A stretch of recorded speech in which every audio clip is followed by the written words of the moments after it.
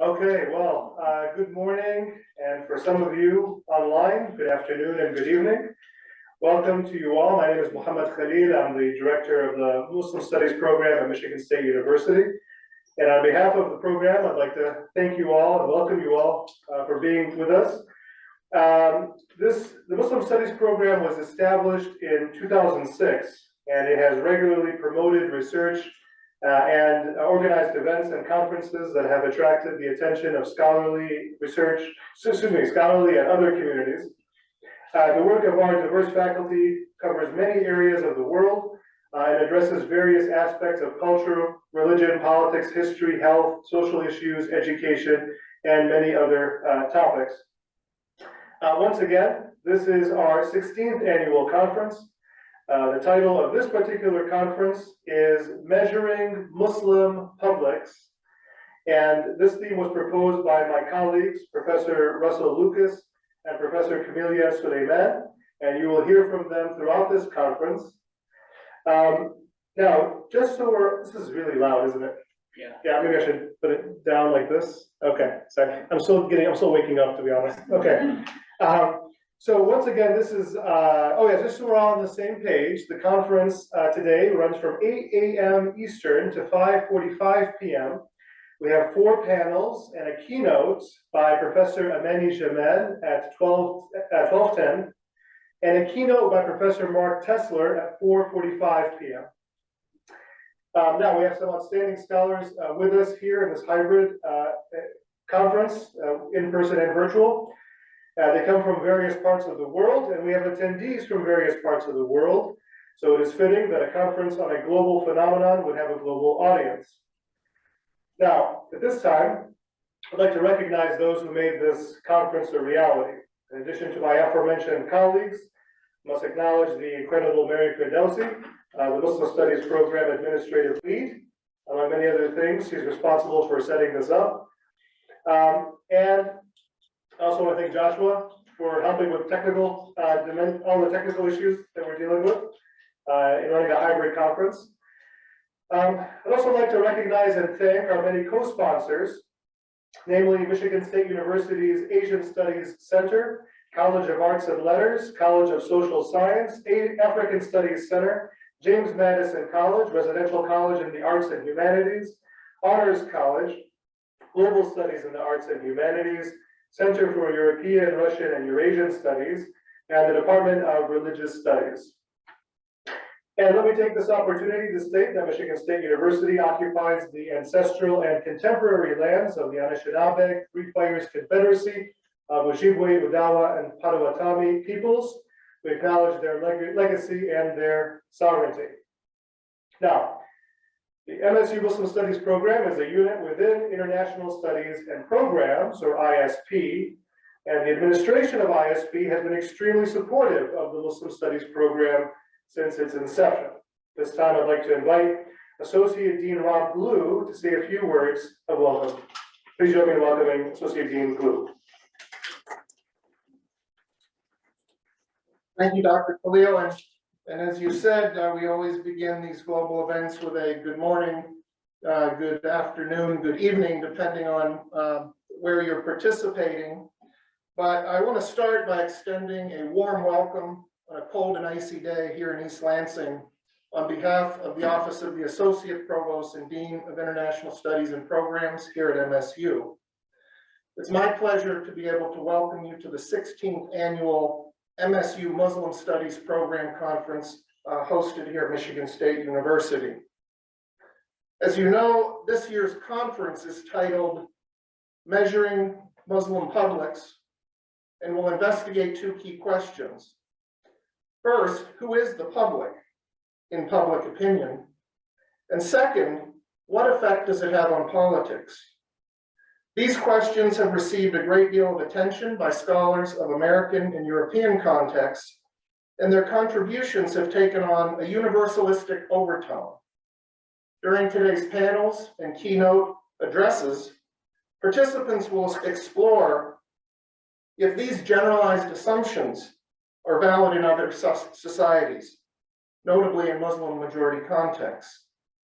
Thus, today's conference aims to contribute to the interdisciplinary study of public opinion and the public in Muslim contexts inside and outside the Muslim world. So I know you have a full day of programming, but I did want to leave you with 3 additional observations and comments. First, the Muslim Studies program here at MSU is becoming widely known for this annual interdisciplinary conference, as well as the cutting-edge research of its affiliated faculty. In short, the Muslim Studies program and faculty are at the forefront of the study of Muslims and Muslim-majority societies. Second, the Muslim Studies program, as Dr. Khalil said, is a key unit within international studies and programs and makes significant contributions to the MSU 2030 strategic plan. In particular, in the thematic priority areas of student success, faculty and staff success, innovation for global impact, sustainable health, stewardship and sustainability, as well as diversity, equity, and inclusion. And third, the conference theme clearly addresses an important topic, as there is much misunderstanding and misunderstanding concerning Muslims and Muslim-majority societies. Our hope is that this conference will help scholars and, by extension, the general public arrive at more accurate and more nuanced understandings. I also will echo my appreciation and thanks for the Muslim Studies program for organizing this event, and also the co-sponsors Dr. Khalil has mentioned. So with that, I will once again extend a warm welcome and wish you a very productive set of conversations during today's conference. Thank you. Thank you. Thank you so much, Associate Dean Blue. Now, I mentioned earlier that the 2 individuals who proposed the conference theme are my colleagues, Professor Russell Lucas and Professor Camelia Suleiman. This time, I'd like to invite them to come up and say a few words about the conference.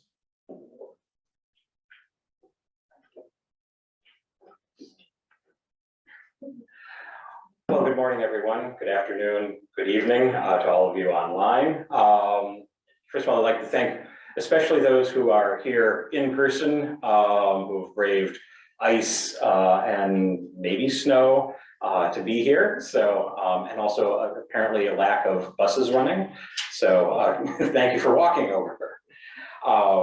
So I wanted to welcome you all, but also, you know, in addition to thanking all the institutional co-sponsors of this event, I really would like to thank my co-organizers, Mohammed Khalil and Camelia Suleiman. Mohammed's really been instrumental in using all the resources of the Muslim Studies program in organizing logistics of the conference, making sure that people are able to connect online, get here, and as well as kind of obtaining all that support from across the university. So I really want to thank him. And Camelia has been essential in helping think about the ideas of the conference, its interdisciplinary nature, and by adding her own intellectual perspective in building the event that we have today. And of course, really all this would not have been possible without Mary Ferdowsi's organization and all of her help. And so we really want to thank her, but she's not in the room at the moment. So thank you, Mary. So the original idea for this conference came from really a variety of sources. First of all, when looking at the public and public opinion, kind of academics has sorted themselves into disciplinary silos, while at the same time, area studies and their specialties have kind of magnified intellectual boundaries that focus on different world regions, and without communicating across these both different regional and intellectual specialties. So this conference really aims to start building some conversations across these disciplinary and regional boundaries. And so what better way to do that than focusing on, you know, a particular set of publics, Muslim publics, both in Muslim majority, but also Muslim minority contexts. So in doing so, we hope, secondly, to start building interdisciplinary knowledge that doesn't take its point of reference the European or American experience, but rather to build knowledge from the ground up and fostering intellectual production from across the globe as well.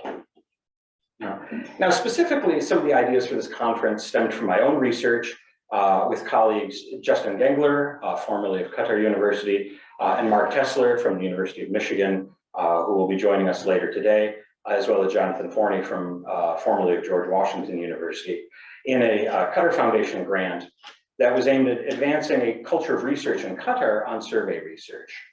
Now, some of our research on survey attitudes has been published in the British Journal of Political Science. Another piece on the linguistic and conceptual translation of public opinion I've also published. And I will be presenting some of Justin's and my research that builds off of this same survey later today. So one of the other findings that we had was that how people conceive and understand the nature of the public and public opinion has both political and cultural determinants. So our conference today is helping explore some of these different conceptualizations of the public and public opinion, their origins, and their implications in a variety of different Muslim contexts. So finally, I'd like to thank our panelists who are joining us here in East Lansing, as well as from around the world for responding to our call for papers.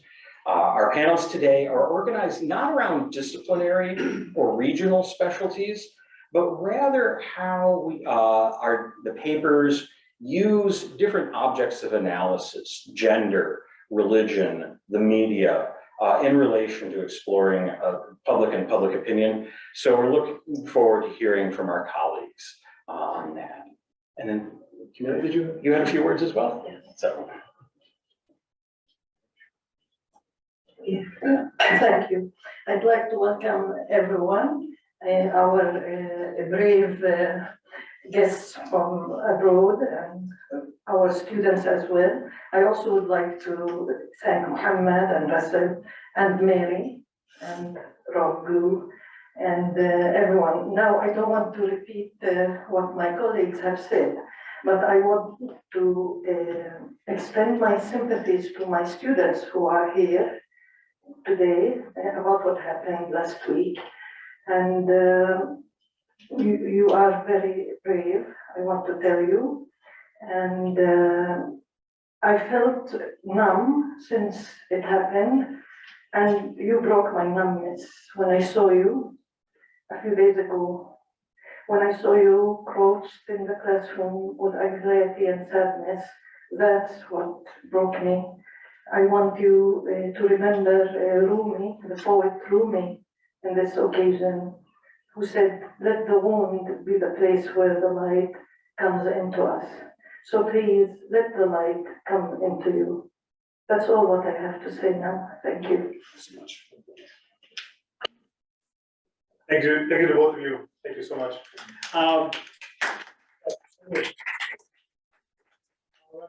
Well, we're going to get right to it, but let me just tell you a little bit about the format. So we have four panels, and we have multiple presenters. Each presentation will last about 15 minutes. And as I say, this is a hybrid format. We have folks, and we have a webinar format as well. So the presenters are able to turn on their cameras or turn off their cameras and have audio. Everyone else is an attendee, and you can type in questions online in the Q&A. So what we're going to do is we'll have a panel. Each presenter will speak, and then in the end, we will have time for Q&A, and we'll take questions from the live audience as well as from the Q&A that's typed in. And one thing I should mention is that this is being recorded, so just something to be aware of. And we will confer with all the presenters later to see if they give us permission to post it online, and if not, that's okay. But I just wanted to have that option. So with that in mind, we are going to go right ahead to panel number one. And this is a peculiar panel. Actually, I've never experienced anything like this. We have an in-person moderator, my colleague, Professor Nazita Lajevardi, but all the presentations are online. So anyway, let's get started with panel number one. And with that, I'd like to welcome my colleague, Professor Nazita Lajevardi.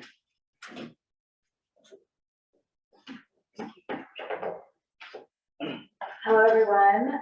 Welcome to all of our in-person and online attendees. My name is Nazita Lajevardi. I am here as a professor at Michigan State University.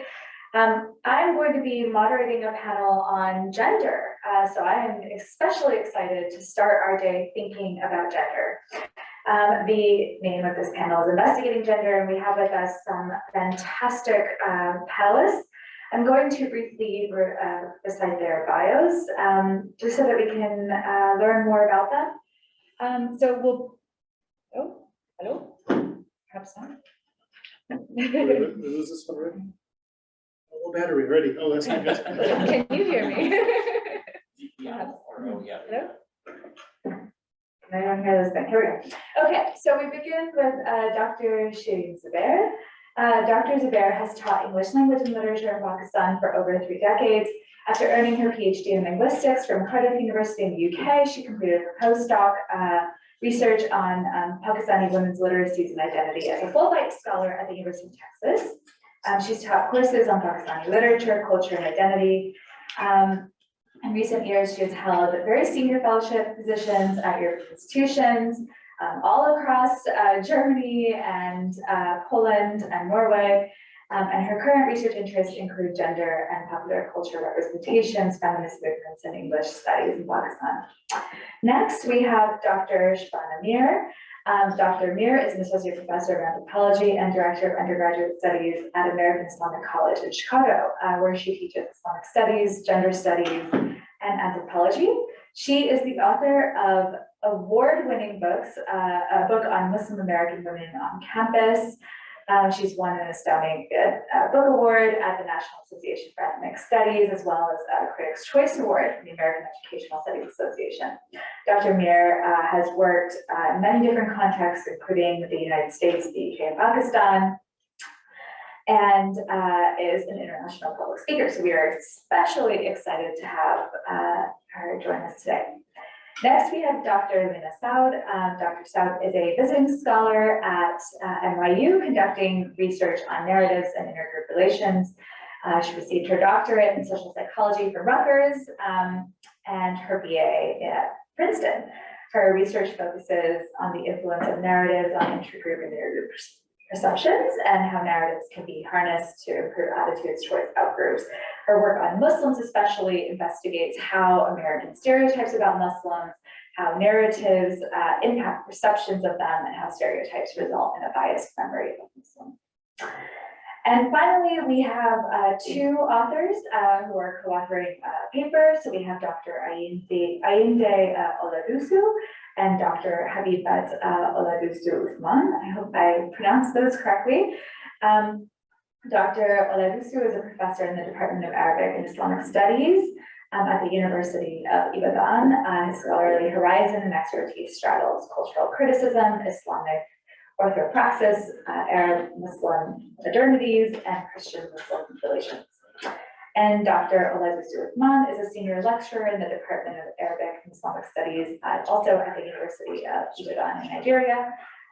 Dr. Habibat's area of specialization includes Islamic thought and civilization, Islam in Africa, gender and cultural criticism, and interreligious and intercultural dialogue.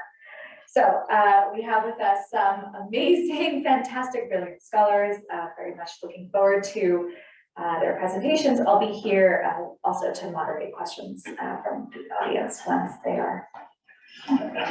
Oh, and Mohammed is going to be, Dr. Khalil will be kind enough to help us set up the I believe the pre-recorded. Pre-recorded, yeah. Yes, Yeah. pre-recorded. Okay.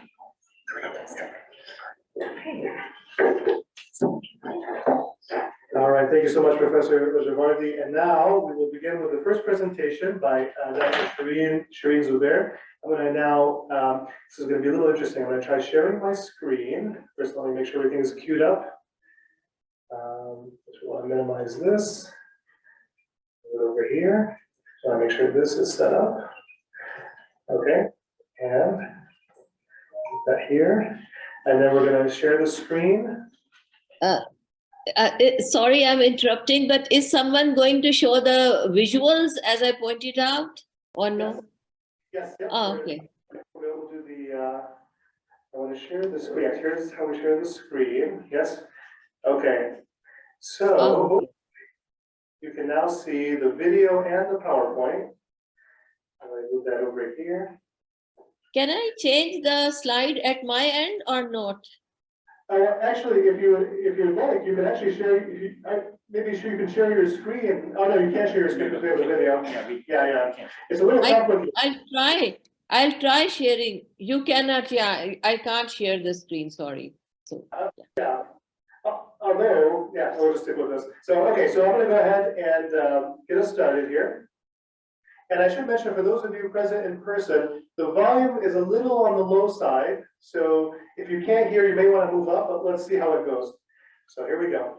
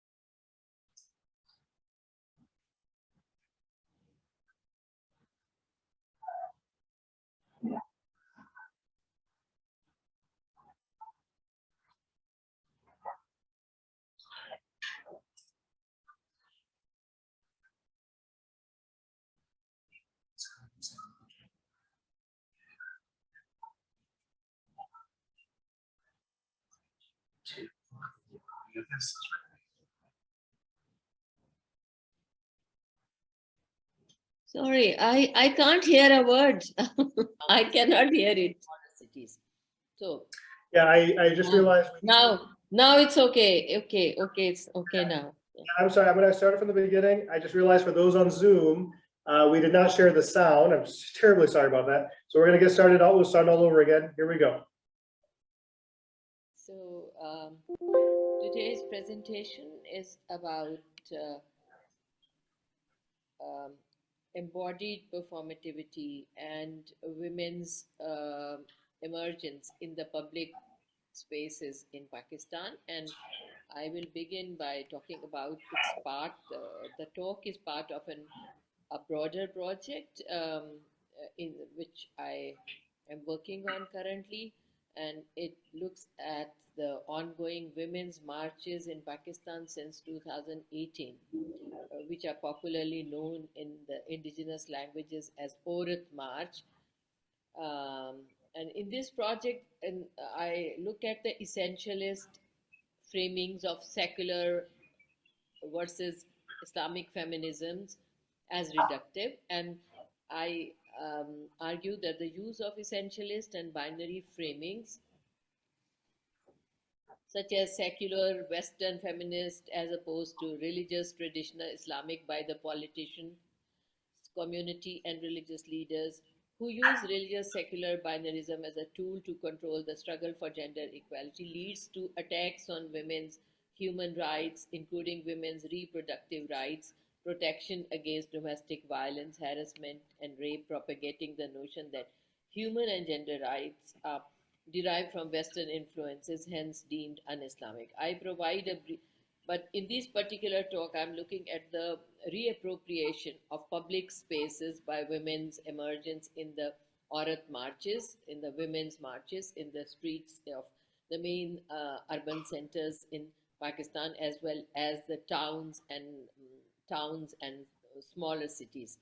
So, I will provide a brief historical overview of the official state discourses on women in the Islamic Republic, such as Chadar and Chardiwari, which translates as veils and walls, followed by a discussion of Aurat March visuals, and slogans by women who have not only reclaimed and reappropriated such discourses and narratives, but also are reappropriating the public domain of streets.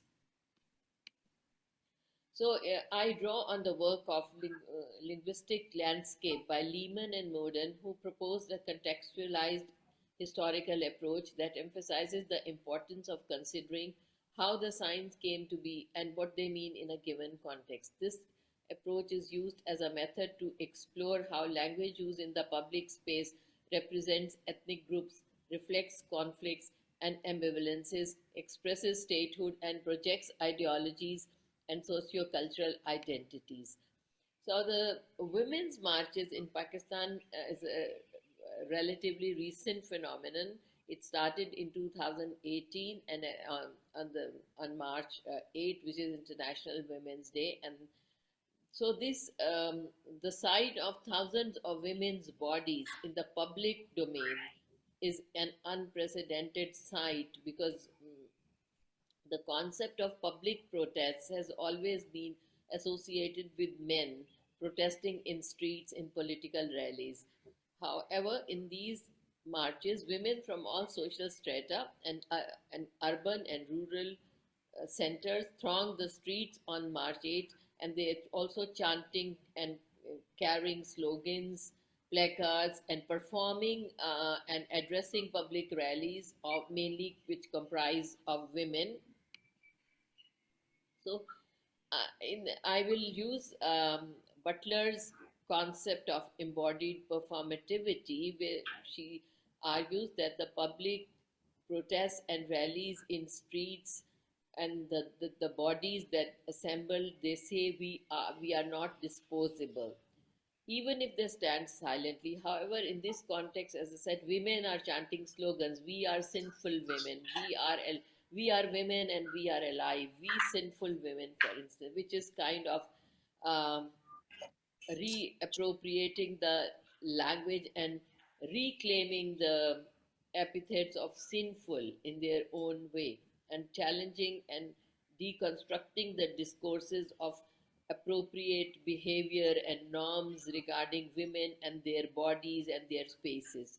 So, linking these linguistic aspects to performativity and bodily acts, Butler connects both to the performativity of mass demonstrations. And I just briefly talk about the state, gender, and Islam in Pakistani context, because gender ideology in Pakistan has had a checkered history of discourses, either by restricting women's mobility within private spaces and to make them embody the image of the ideal nationalist Eastern Islamic woman, or allowing them into specific public spaces to make them appear progressive, to propagate an enlightened and soft image of the state to the Western world. However, it is important to point Next out slide, that please. class, race, regional origin, age, and culture, gender identity in Pakistan is heavily influenced and defined by the discourses of Islam, nationalism, and post colonialism. Especially, women's gender identity is a matter of public and national concern in the ideological state.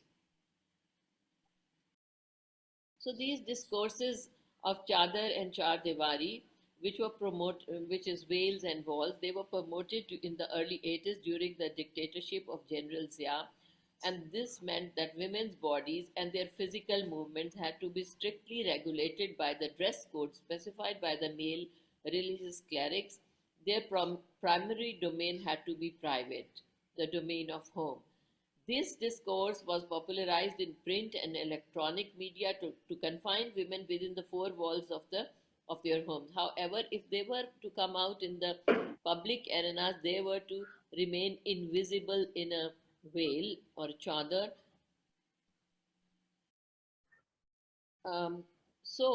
And this has been an important campaign used by the right-wing elements like Jamaat-e-Islami to justify the confinement of women to the private sphere. And then Maulana Maududi, who is one of the main proponents of this ideology, he justified the need for confining women to the Chadar and Chardeva by claiming that women, although equal in status to men in Islam, have certain natural physiological weaknesses and functions, which means their economic and social activities should be confined to the private sphere. He also castigated Western feminism for diminishing the maternal instinct in women, which, according to him, is spiritually the purest and highest form of the female sentiment, the basis of not only civilization but the survival of the human species. However, this is not to say that there have not been public protests or women by women in the streets in the past. As this women's activism in the 80s, when a few women who ran NGOs or elitist women, they came out in as a protest, and they burnt their scarves or veils. Burning of the veils was a kind of a protest similar to burn your bras in the Western feminist movement, and they were as a protest against the imposition of the Sharia laws and Hudud ordinance by the military dictator during the Islamization and imposition of veil and walls. But they were women, these women were few in numbers, and they were also very elitist women.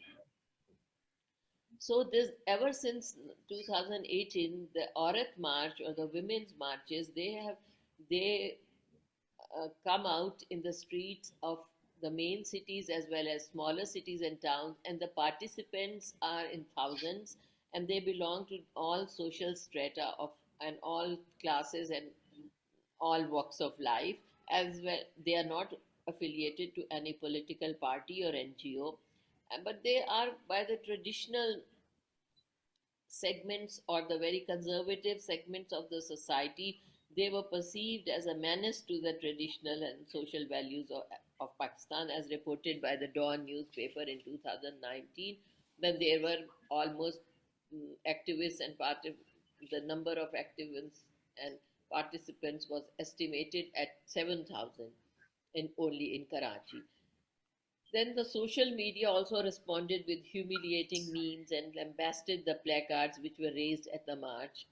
Prominent playwrights like Khalilur Rahman Kamar termed it immodest behavior, besharmi and behayai in the indigenous. And here are some visuals. There's thousands of women carrying slogans, chanting slogans, "We are women, we are alive, we are sinful women." And some signs and visuals from the marches were women carrying placards written, "Dick pics, keep your dick pics to yourself." It's a protest against the harassment of young women by men by sending obscene images on their mobiles. And then there was this image of a woman sitting with her legs wide apart saying, "See, I'm sitting properly." So some sections were furious and uncomfortable after seeing the word jism, which is a body, and words like jism, which means body. So their main slogan was "My body, my choice," which translates as "Mera jism, meri marzi" in Urdu. And then "Dick pics apne paas rakho," keep your dick pics to yourself. And so words like dick and body, they were references to male genitalia written on the posters for public display, arguing that they were arguing this is obscene. Further, they argued that this is the language of the privileged. Only the educated and elitist women are conversant in English language. Although the slogans and posters were bilingual, they were both in Urdu and English. However, since the language of human rights is English, they assume that this is the upper class women.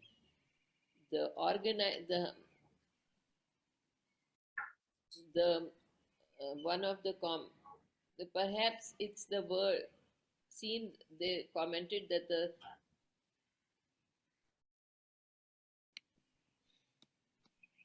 one of the commentators of the belonging to the organizing committee of the marches in 2019 commented that the use of the word dick or the reference to pictures of men's genitals is somehow more obscene coming from women than the actual images being referenced themselves, since they come from men who aren't held to be to the same behavioral expectations as women. So some of these slogans triggered rage, particularly among conservative ulemas, religious scholars, media persons, particularly among men, certain conservative sections of society, religious clergy, further widening the divide between the liberal secular feminist groups and the fundamentalist and extremist groups in the Pakistani society. And there were like slogans like warm your own food yourself.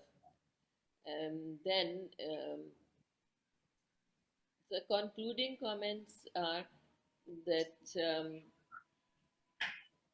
this resurgence of women's marches and Me Too movements in a Muslim country like Pakistan can be regarded as the reappropriation of public spaces by women, where women were associated with modesty, with shame, particularly where women's bodies were associated with shame, and therefore there is a tendency in the communities to hide women from the public eye or the public gaze. And in some communities, even scholars report that some communities, men in all male company do not even name their women, their wives or sisters in front of other males. So in this context, coming out of the sight of the visual of thousands of women's bodies thronging the streets itself and taking over the public space is unusual, it is unprecedented, and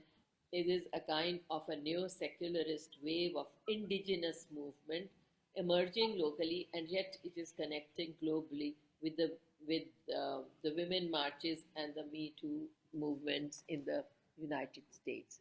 Thank you very much.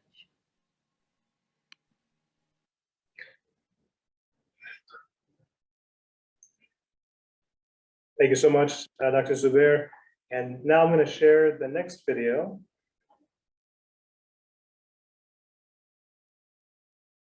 which is the one by Dr. Shabana Mir.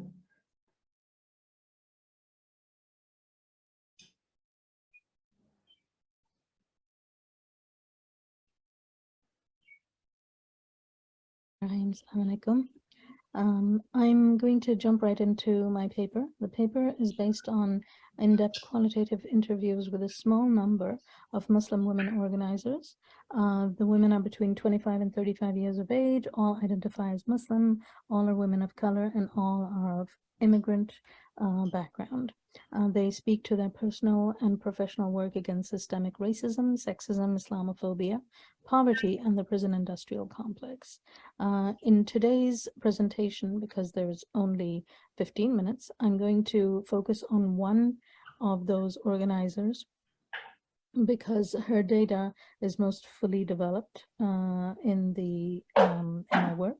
And I'm hoping by doing these interviews to not only record their work, but also to support it and to allow them a moment of reflection, evaluation, and future strategizing. The women I interview are either of working class background, or they work with populations that are underrepresented and vulnerable. Their work is therefore undersupported, since most large and fairly well-funded Muslim organizations tend to be focused on upper and middle class Muslim Americans and their donations. And most of them tend to lack a focus on gender and socioeconomic inequality. Not only that, but most of them tend to work within the structure of the establishment. And we'll talk more about that in a moment. In their familial, educational, and professional spaces, these women have observed and experienced abuse and violence, and they have committed to combating this violence. They have a powerful analysis of state and global imperialism, which is profoundly informed by their personal lives and their community and professional work. I noticed in 2020 that there was a significant public space for critical voices regarding these the state of affairs within which we live. And I noticed among the voices that were speaking out, some of them were Muslim women organizers, and they spoke in solidarity with communities, as well as in layered criticality with a clear agenda for the future. So I decided that I was going to follow them and record some of their narratives. The person I'm focusing on today, some of you may know her. Her name is Daraksha, and she has founded an organization today. It's called Muslims for Just Futures. And honestly, I am presenting her story partly because I feel that's the best use of my time as a scholar, to uplift the work of these young organizers who are making change. So Daraksha's story, which I've drawn from interviews with her, is that she was born to a loving working class Pakistani family in New York City. Her father suffered from heart disease. He worked for sanitation for the city. One day, while he was working in a capacity much too demanding for his condition, he had an episode. Unfortunately, his co-worker was undocumented and he fled because he was afraid of being taken by ICE. Unfortunately, if Daraksha's father had received medical attention in time, he could have survived, but he did not. He was abandoned. So in this terrible moment, Daraksha encountered the destructive power of Islamophobic and anti-immigrant racism and its horrific and harmful impact on the lives of working class immigrants. The family sought damages from the city, but the state used technicalities to gaslight the family. Instead, the community, their local community, stepped in to care for the family as best they could, and Daraksha herself found herself growing up too quickly, taking on many caretaker and guardianship roles, seeking grants for work, and looking for ways to pay the bills for her family, which was now without a father. On the September 11th, she was in 11th grade, and she herself also saw the horrific impact of the FBI and police harassment in her community.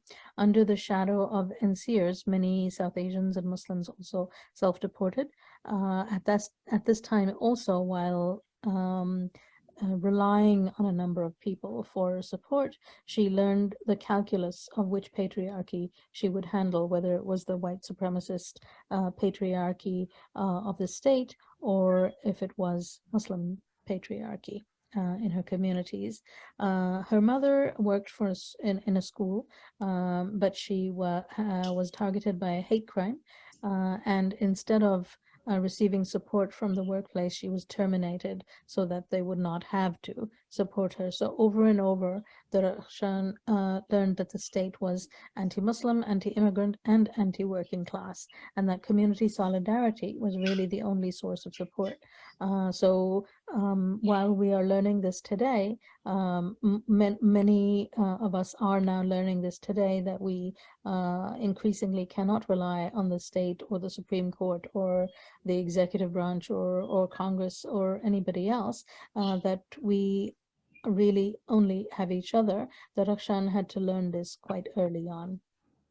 And so she resolved to build this community solidarity, and she continues to do so. So one key theme that comes across in her story relates not only to her personal growth, but also to the development of her agenda as an organizer. So when she first started out in her education as well as in her training, she wanted to be a prosecutor of violent crimes. So she wanted to address violent crimes and as we say, put people away.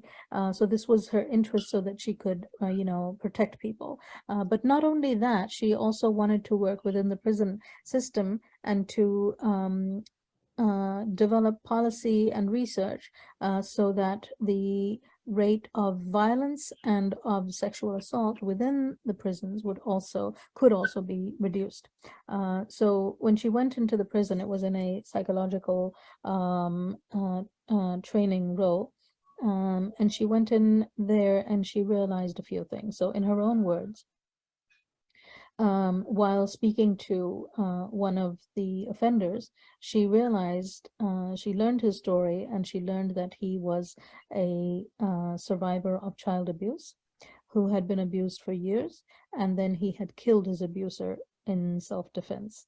And she realized more and more through after the story that how many levels of the system actually fails people before they end up incarcerated.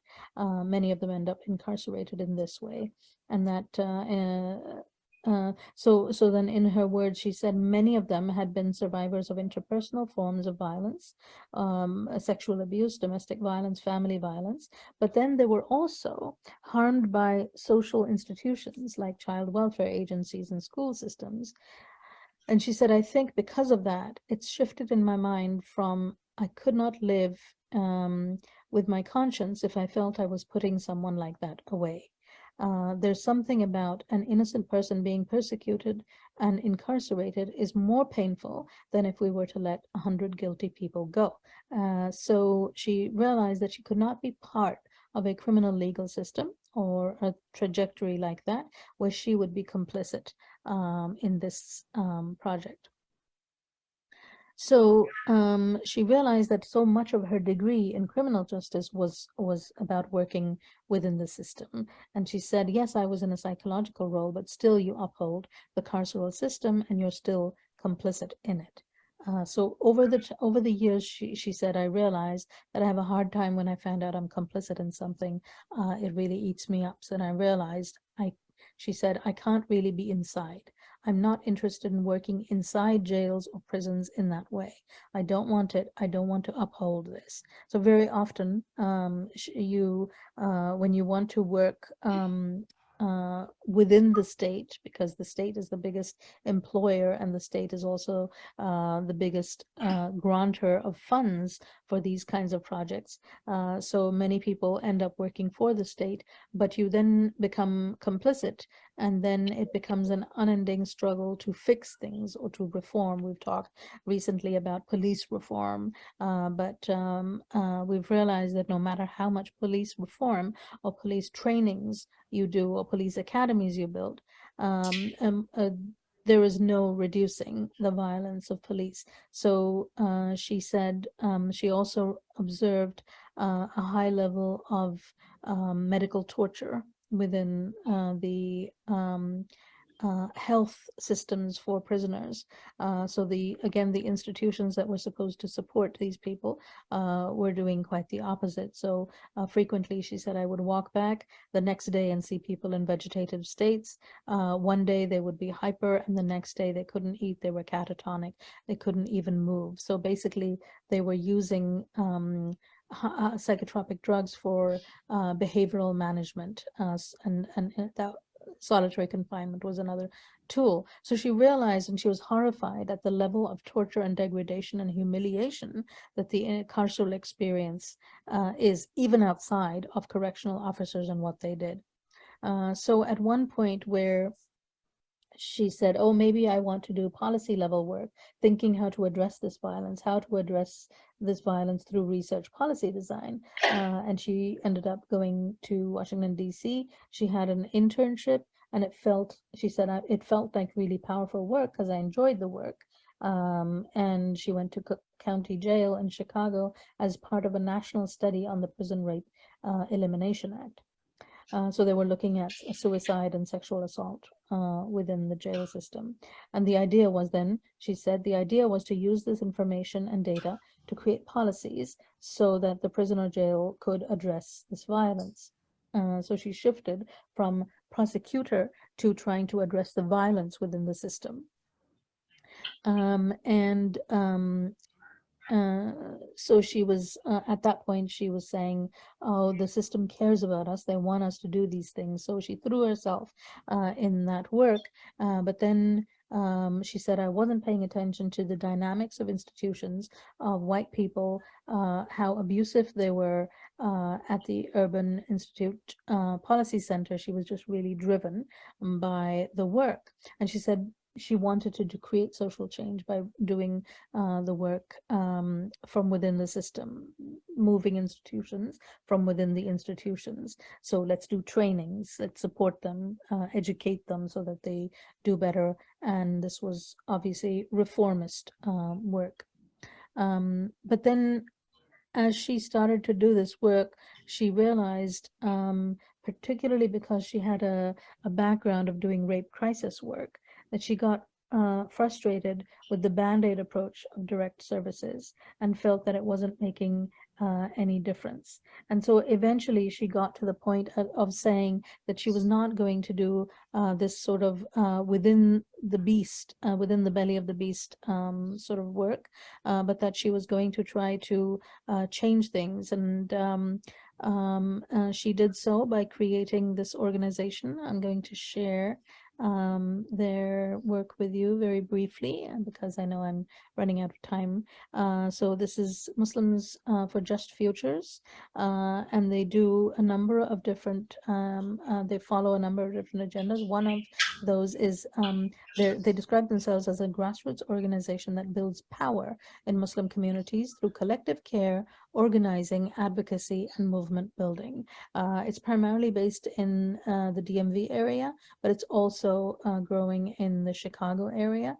And their primary foci are dismantling the systematic dehumanization of Muslim communities and beyond, including other communities. So the work is intersectional. It's not only addressing Muslims, it's also seeing the whole human family through resisting structural Islamophobia, gendered Islamophobia, white supremacy, anti-Black racism, and interconnected systems of oppression.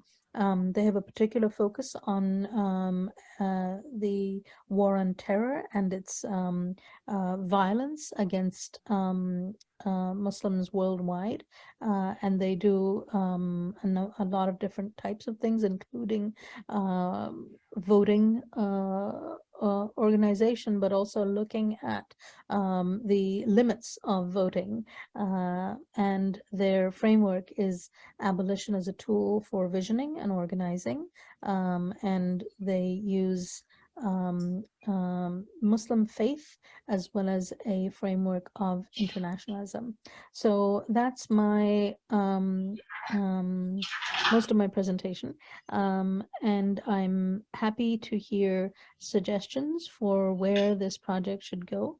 I'm looking at more data collection in the future, and I would like to think more about how this can actually support organizers in their work. Thank you very much.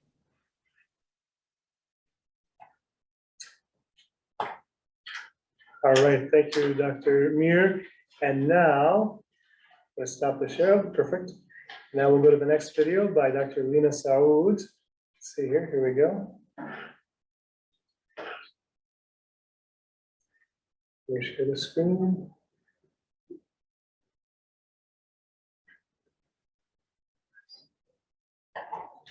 Hello, my name is Lina Saud. I'm a visiting scholar at NYU in the psychology department, and I'm really excited to be on this panel investigating gender today at the Muslim Studies Program Conference.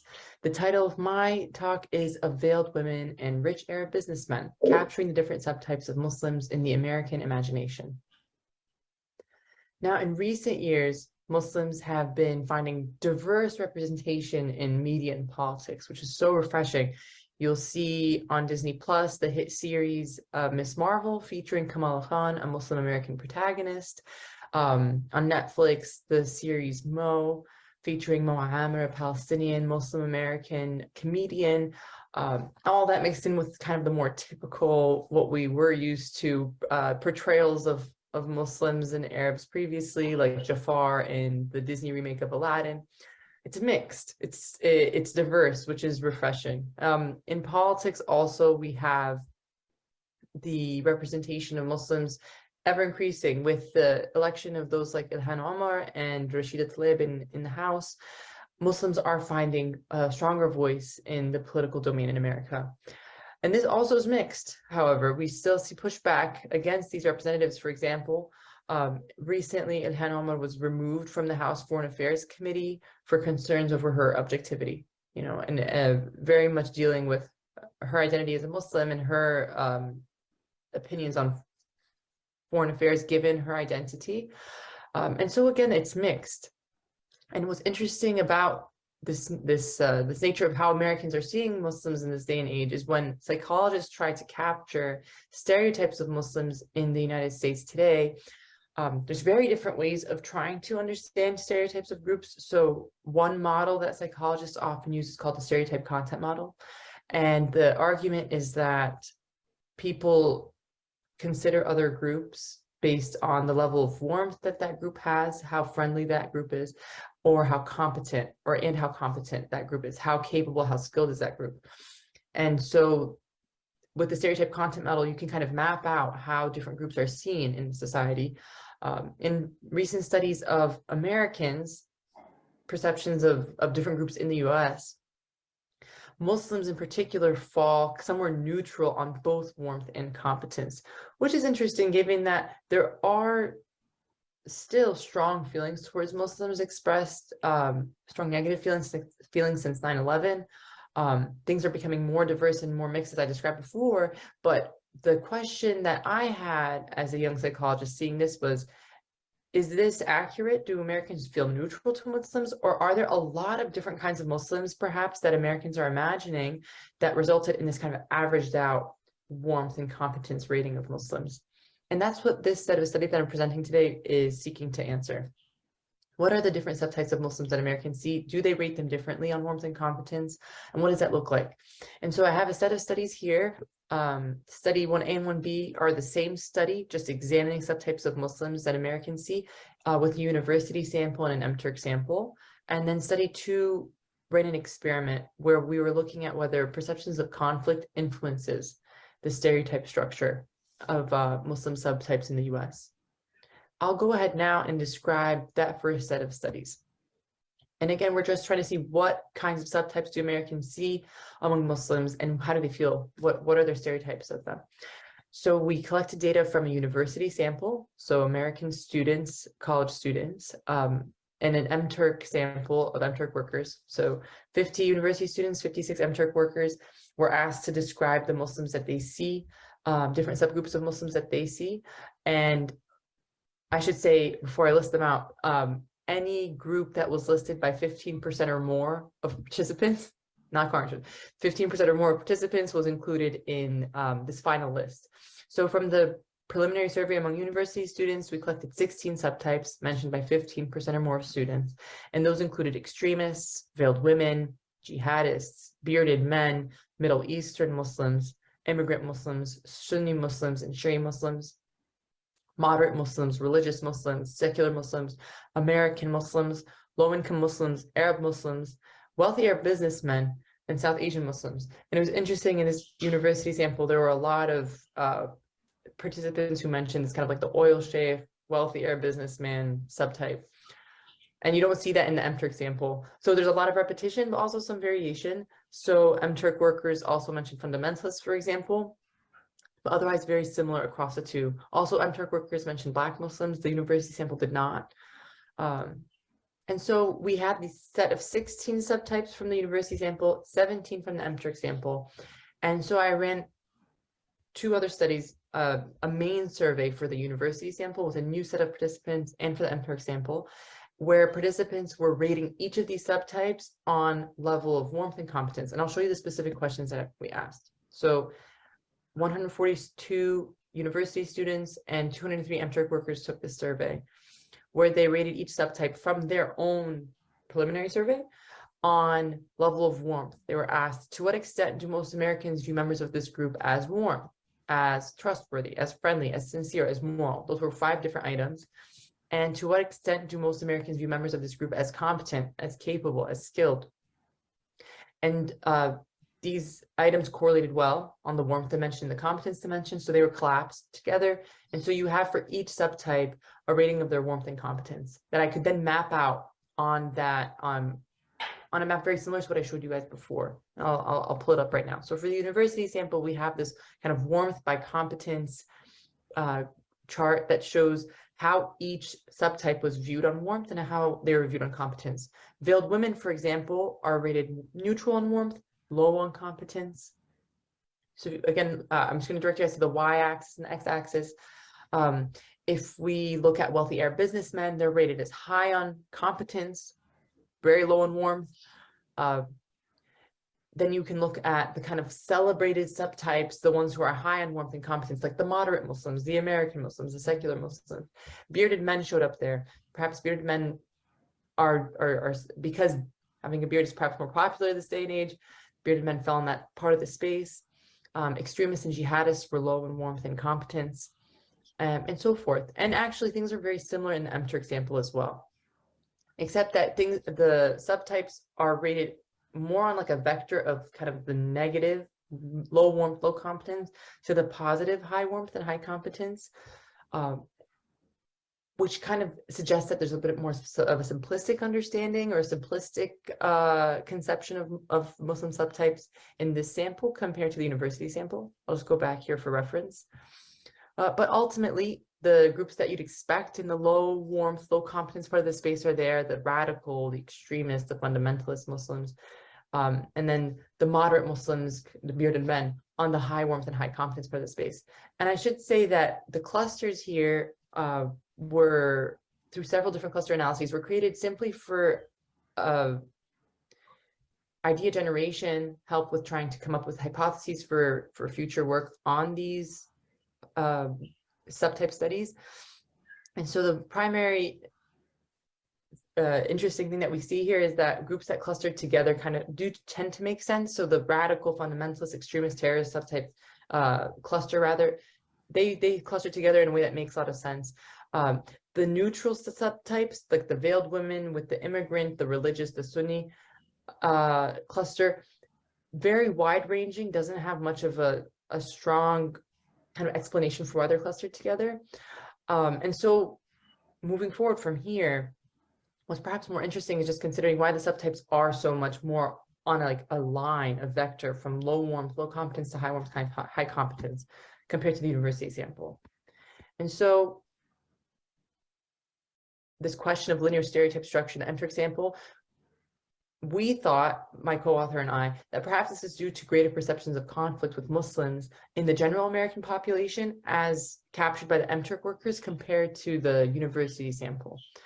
Perhaps university students are less likely to see a sense of conflict with Muslims or have their stereotype structures being influenced by that compared to the MTER workers.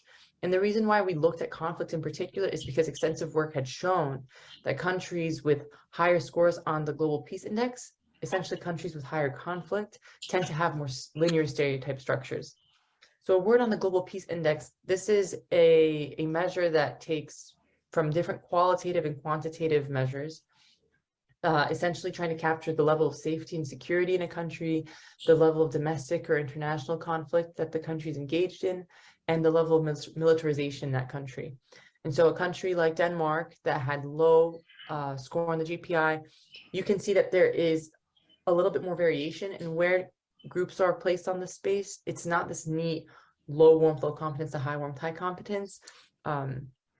What we call ambivalent stereotypes are appearing. So, students, unskilled people, kind of neutral on warmth, neutral on competence, or high on warmth and low on competence, for example, start to appear. But when you look at Pakistan, which scored high on the GPI in this 2017 study, the groups tend to arrange themselves on low warmth, low competence, essentially bad groups, segregated groups, all the way up to high warmth, high competence, kind of beloved, admired groups. So from the drug addicts in the bottom up to the educated people, the doctors, the Muslims, who are celebrated in Pakistan. And so we asked perhaps whether the vector, kind of that simplistic structure we saw in the MTER example, is reminiscent of this pattern we're seeing here among high and low conflict countries, perhaps having to do with a sense of conflict with Muslims given the war on terror, and tensions with negative attitudes toward Muslims and so forth, given the war on terror. And so we conducted this influence of conflict on stereotypes experiment. Now, we had to collect subtypes again, starting from scratch.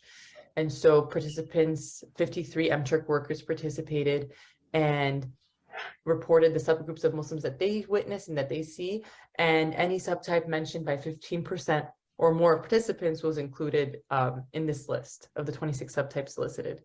And we see some repetition: radical Muslims, female, male Muslims, young Muslims, older Muslims, immigrant Muslims. We also see some new subtypes appearing here. So unintegrated Muslims was mentioned a lot in this study, Muslims who just are not trying to mix with American society. Different types of terrorist groups were mentioned frequently, and so terrorist groups had to be included as a completely different subtype of Muslims, even though it doesn't follow the pattern of subtyping that we've seen previously. Nevertheless, given the high number of mentions, terrorist groups was included in the study. Refugees were also mentioned frequently. And this is also given time in the times that the studies were conducted. And so these 26 subtypes were rated again on warmth and competence in a main survey. And what's different in this main survey, though, is participants were in one of three conditions. So a third of participants were in a control condition, where before they rated subtypes on warmth and competence, they read instructions. We are examining people's impressions of several different religious groups. You have been randomly assigned to complete the survey regarding Muslims. We intend to investigate the way Muslim subgroups are viewed by the American population, and so forth. Those in a low conflict condition read the following blurb after those instructions. It said, long before the Declaration of Independence, America offered refuge to groups persecuted in their lands of origin. Today, America includes people of different ethnicities, faith traditions, and cultural experiences. Millions of Americans' religious freedom today is protected by the Bill of Rights, and their identity as Americans confirmed by our founders' assertion that all men are created equal. And so this is supposed to elicit this sense of, religious groups belonging, not really trying to highlight the inclusiveness of this country, and to kind of prime a low level of conflict with Muslims. And then a third of participants read a high conflict blurb after the instructions, which is meant to heighten sense of conflict with Muslims. It reads, since 9/11 and subsequent attacks on American soil, America's relations with the Muslim world are marked by heightened tension. Americans face radical Islamic terrorists with clearly anti-American sentiments. This is apparent in the growing number of cases of homegrown terrorism when Muslims born and raised in America are radicalized. Now, participants were debriefed after this experiment. I know that the language is problematic, but nevertheless, it accomplishes the goal of really heightening the sense of conflict between Americans and Muslims, to see if that's affecting stereotype structures, and either confirms or casts doubt on the hypothesis that we had, that conflict created that simplistic stereotype structure. Now, for the control condition, we see that the subtypes are rated differently on warmth, level of warmth and competence. The kind of radical terrorist groups cluster is pretty neutral on competence, very low on warmth, and the remaining subtypes are placed in three clusters, going from kind of moderate warmth, moderate competence, up to high warmth and high competence. And so that, like, the peaceful American, educated, wealthy, and moderate Muslims are high in warmth and high in competence, and there's these two neutral clusters in between. And this looks very similar to the subtype ratings and the clusters for the low conflict condition.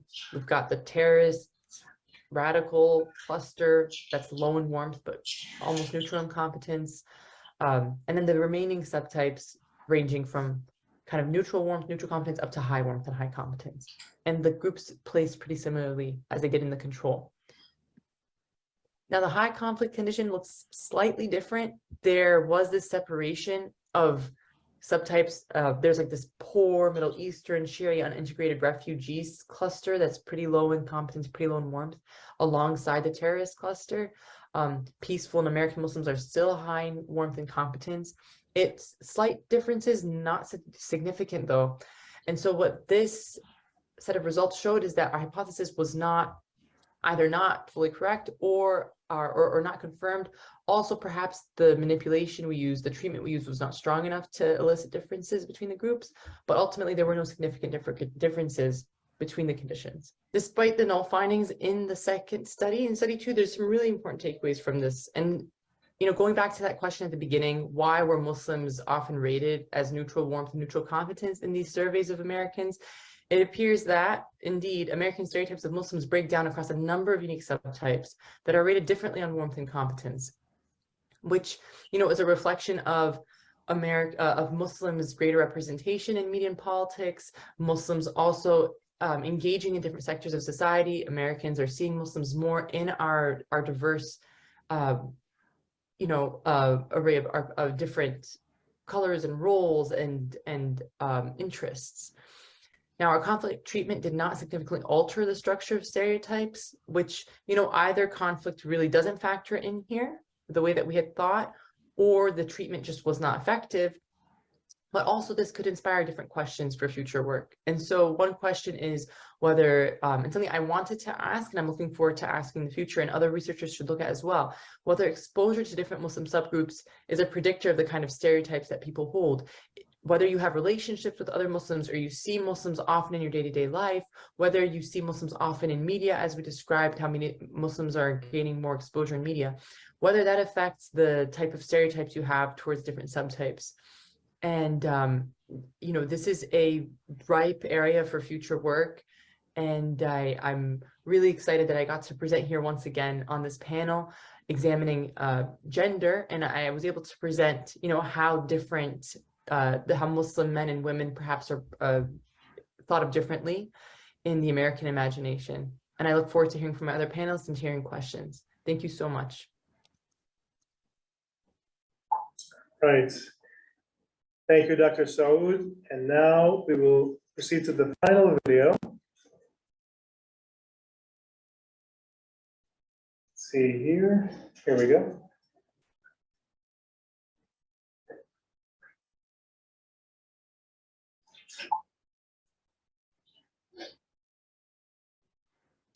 Okay, I'll share the screen.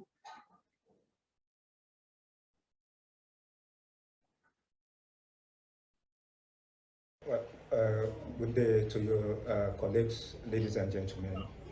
My name is... Okay, there's no video here for some reason, so let me go to the original file.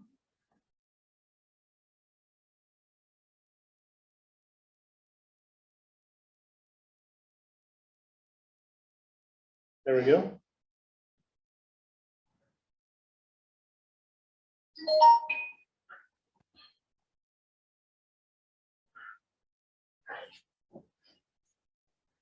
Good day to your colleagues, ladies and gentlemen. My name is Oladosu-Afis of the Department of Arabic and Islamic Studies, University of Ibadan. My co-presenter is Dr. Habibat Oladosu-Uthman from the Department of Arabic and Islamic Studies, University of Ibadan, Nigeria. We wish to express our appreciation to Dr. Muhammad Khalil and colleagues over there at Michigan State University for putting together this conference and for this opportunity to present this perspective to the conference. Our paper is titled Private Corps versus Public Columns, Constructing Muslim Publics in West Africa. This paper's discussion is hinged on a number of propositions. The first is to the effect that in Muslim majority countries across the world, notions of the Muslim publics and privates are situated between, and indeed circumscribed by, the binaries of the fundamentals, what is known in Islamic jurisprudence as the fundamentals, that is the usul, and the branches, the furu'. Thus, one of the very first readings that the metaphors of the columns and the corps in the broad theme of this conference is inviting attention to, we wish to argue, is the necessity to explore the dynamics in the interplay of these binaries, especially in the ways they are inscribed into the categories of power, authority, and gender in West Africa. In other words, since the classical Islamic period to today, we wish to contend. The categories of power, authority, and gender have functioned in circumscribing Muslims' idea of the sacred and the profane, in defining notions of power and authority in the interactional spaces of politics and economics in Muslim majority countries, and in framing notions of social identities, together with the extremely slippery discourses of civic responsibilities and political practice that they incarnate. Thus, the notion of the Muslim self, often defined as it is in close relation with that of the other, is usually a product of the Ummah's awareness of and compliance with what is traditionally known as the fundamentals of the deen, that is, the fundamentals of Islamic law, and the allowance it affords the believer to put the latter into practice or manifesting through its branches, that is, the furor. It is usually from within these fundamentals and branches, that is, these columns and curves that are essentially immanent in the Islamic law, that the categories of power, authority, and gender are figured in this paper. The second major argument this paper proposes to make, itself an extension of the first one that we just discussed, is that the notions of the public sphere in Muslim texts and contexts, without necessarily indulging in essentialisms, is indeed more engaging than that of Jordan Habermas, whose theorizations on the public sphere have occasioned much criticisms, including those of Michael Hoffman, 2017, Simon Susan, 2011, and L. Dolberg, 2005, among others. As has been the case with much of Western theories that are usually centered around and indeed anchored on humanism and liberalism, discussions of the Muslim politics in Muslim text and context, discussions that could indeed become discussions of Muslim privates and vice versa, first began to gain prominence in early exegetical engagement of Muslim scholars with the Quran, in their pursuit of possible divine meanings and implications of Quranic rulings and injunctions, as well as in the traditions of the Prophet of Islam, Prophet Muhammad sallallahu alaihi wasallam.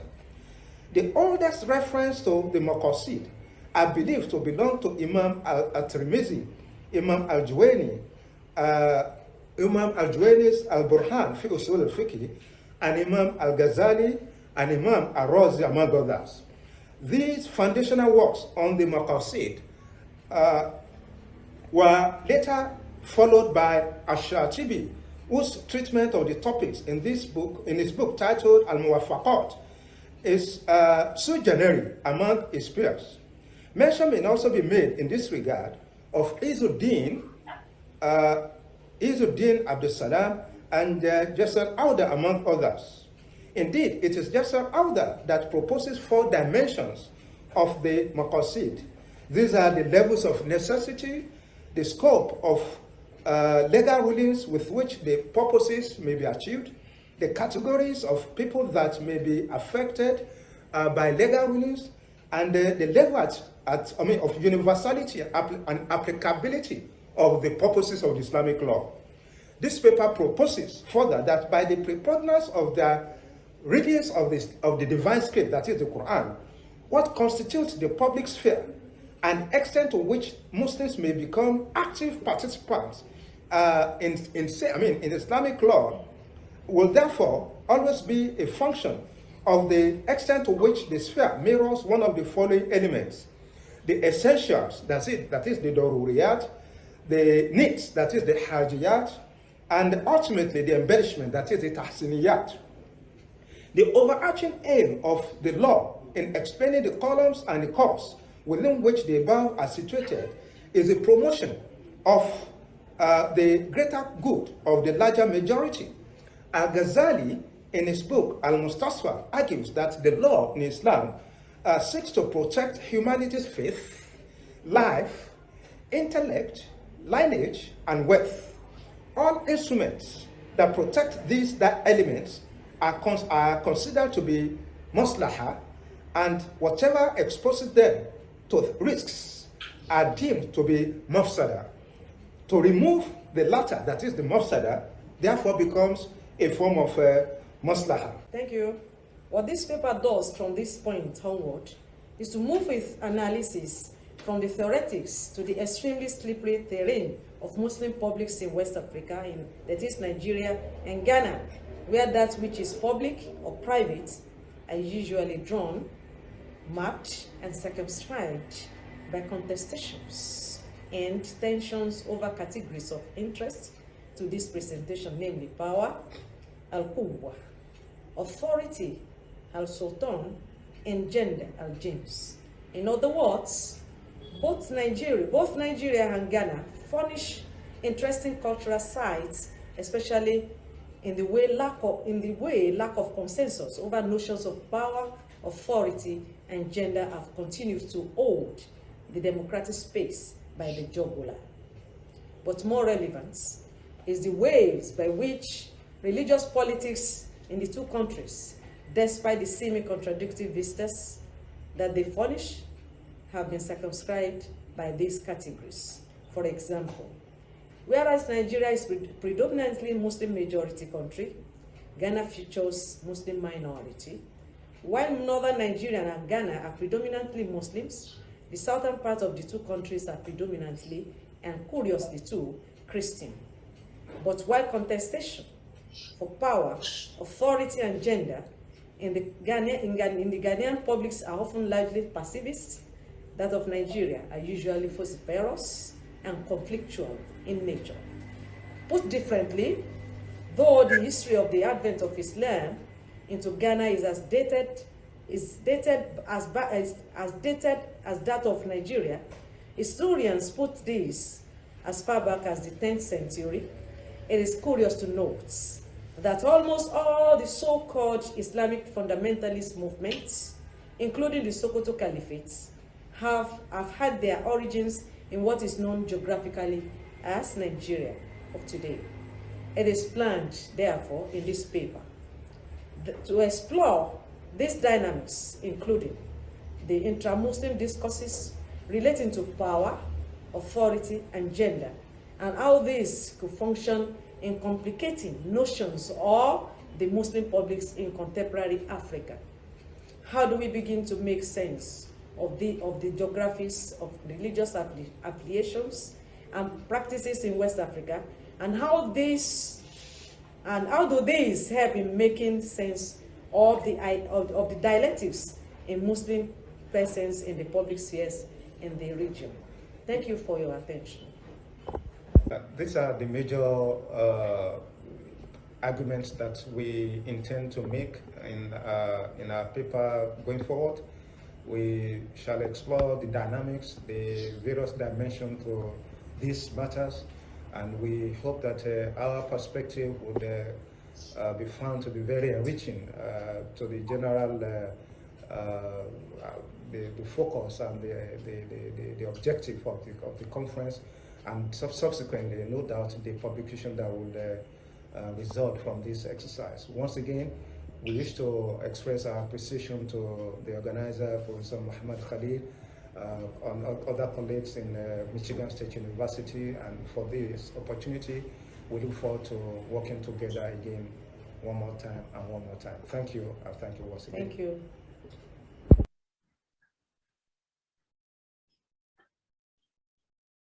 Okay.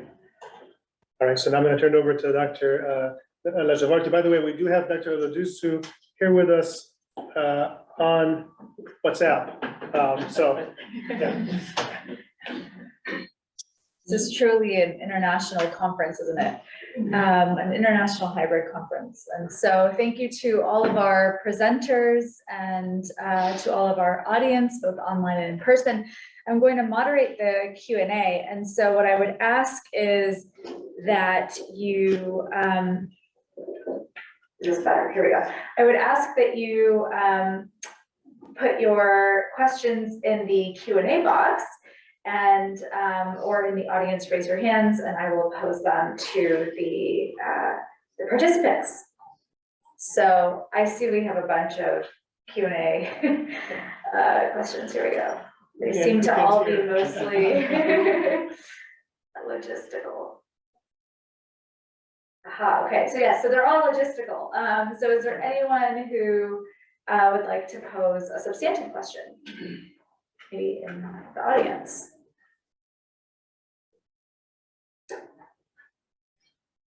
Okay, why don't I get us started? I had a question for Dr. Saud. I find your work to just be absolutely riveting from the standpoint of intergroup relations, but also from the standpoint of where Muslims fall in the American hierarchy, you know, maybe the racialized hierarchy. And I was really surprised to see them sort of in the middle in previous literature. And then in your own work to see these gradations that, you know, people are able to actually discern different types of Muslims and then to recategorize them in their imaginary. And I guess I'm wondering, how do you think Muslims view these differentiations? You've told us about the public, but what about the Muslim public? Do those differentiations and stereotypes also extend to the Muslim population and how they view their in-group? That's a great question, Nazita. Thank you. Is the audio good? Yeah, you're great. Okay, yeah, so it's such a great question. And I've been thinking about it actually in this panel because there's been so much great work on attitudes within the Muslim community. And so, you know, I told you guys that the conflict idea that we had thought, oh, Americans feel like they're in conflict with Muslims, that's why they're so simplistic. It wasn't confirmed. My inkling is that there's just like a lack of understanding the complexity of Muslims, you know, and that's resulting in simplicity. So if Muslims were to do this, right, on Muslims, this is the question I'm hearing, I would suspect that there would be very interesting subtypes that, you know, only Muslims would really know. And I'm thinking of like, you know, if you're in the mosque, the kind of like the different people you notice in the mosque. We all know, you know, the different kinds of groupings that we imagine. And I would imagine that there would be very diverse ratings on warmth and competence, such that, you know, there would be a lot of groups who are low warmth, high competence, for example. This is what we call ambivalent stereotyping. It's like more complex stereotyping, people we pity, you know, versus people that also we envy, people who are high in competence, low in warmth. Not just the people that we kind of don't like and the people we really love. There would be more of that variation. And that is probably what I'd suspect for a Muslim sample on Muslims. That's, yeah, very fascinating. And that kind of brings me to a question for Dr. Zubair. Thank you, Lina, Dr. Saud. Dr. Zubair, I have a question for you in terms of your, you know, the empowerment of women that we're seeing, right, in the wake of harassment and hostility. Are you seeing that this movement is mostly, are there any generational divides in the movement and any sort of heterogeneity in terms of generation among the women sort of leading these efforts? Sorry, thank you for your question. Are you asking me about whether which generations are there in the movement? Because yeah, okay. It's quite intergenerational in this, yeah, because it's, as I said, it's a broader project. And if I may, I wanted to show some slides also, but maybe do I have, I mean, some moments to share? I would like to share the screen. Very briefly, no. Yeah. I have a couple. And yeah, because there are some interesting slides that I would, although it's not related to your question. Oh, sorry. Where can you see it? No? Yes, absolutely. Yeah, so this kind of graffiti, and I wanted to show the visuals of women riding a motorbike, and it's on the streets and walls. So there's something which is new. And then there's a Shahzal Malik. It's a, and there was a mention of the Muslim superhero in Ms. Marvel. Someone mentioned in the presentations. There was this also, and just the artist Shahzal Malik, who was hired by the Disney studio to design their visual for the first Muslim superhero. So yeah, coming back to your, I just stop it now. Yeah, I interviewed also the organizers, and the founding members of this women's marches in Pakistan, and so there was like these women who were one particular woman who is the founding member of Pakistan Women's Movement. In she's been there, and this movement has been there since but not very active as such as like on the streets. But she was the one who initiated it in the 70s. And so this lady is now in her, she is very well-known performing artist. She's she's a dancer, and she's a classical dancing. She's into classical dancing, Shima Kermani. And I interviewed her, and she's in her 70s. So, and then there were some young women activists, some of my own students at Kinnaird College for Women, Lahore. Some of the participants are young women, and then there are participants from all across all generations. So it's not specific to any particular generation, younger women, older women, all types of women. So yeah, so that's something which is very interesting, that it is. And also I forgot to mention, may I, a little bit about this artist who's painting the graffiti, and she is also, she has a website where there are posters about, to raise awareness about the purposes and agenda of the women's marches, and then these posters can be downloaded, and then the young activists, they spread across the streets. They sometimes paste on the walls on the streets, and then they take to outreach classes to educate those women who cannot afford to go to schools and who are not into formal literacy and schooling.